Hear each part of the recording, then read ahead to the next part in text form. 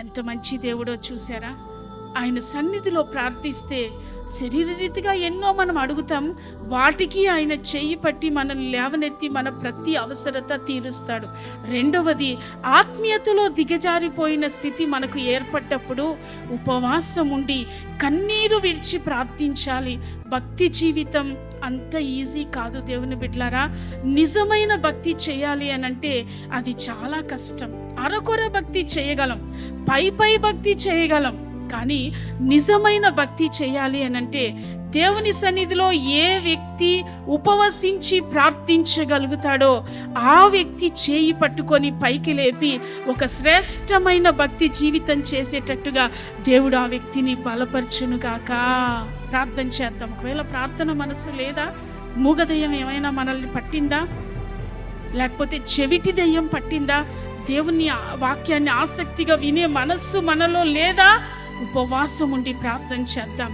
తూలేవారిగా ఉన్నామా, తూగేవారిగా ఉన్నామా, మత్తు తాగిన వారిలా దేవుని సన్నిధిలో కూర్చొని ఉంటున్నామా? దేవుని సన్నిధిలో అలా మనం ఎప్పుడూ ఉండకుందుముగాక. నూతన బలాన్ని, నూతన ఉత్తేజాన్ని మనం పొందుకుందుముగాక. బైబిల్ గ్రంథంలో ఒక మాట ఉంటుంది, వారు వృద్ధాప్యమందు చిగురించుదురు అని. మనమేమి వృద్ధులం కాదు, కానీ వృద్ధాప్యంలో కూడా మనల్ని చిగురింపచేసే దేవుడున్నాడు. ఎలా? యవ్వనస్తుల్లా పక్షిరాజు తన యవ్వనమును నూతన పరుచుకొనున్నట్లు మన యవ్వనాన్ని నూతన పరుచుకుందాం. వయసు పెరిగే కొద్దీ నిజమే వృద్ధాప్యం దగ్గర అవుతుందని అర్థం, కానీ శరీరానికి అది, ఆత్మీయతకు వృద్ధాప్యం ఉండకూడదు.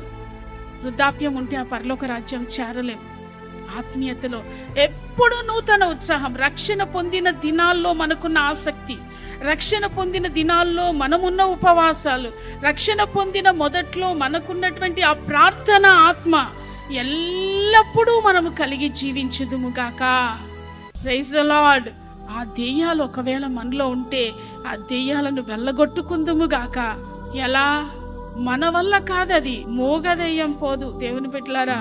ఉపవాసం ఉండాల్సిందే, మోకరించాల్సిందే, కన్నీరు విడిచి దేవుని సన్నిధిలో ప్రార్థించాల్సిందే.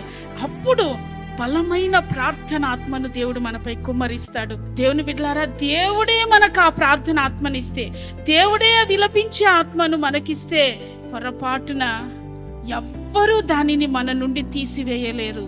ఆయన చెయ్యి పట్టుకుని పైకి లేపి నిన్ను ఒక ప్రార్థనా పరురాలిగా నిలవబెడతాడు.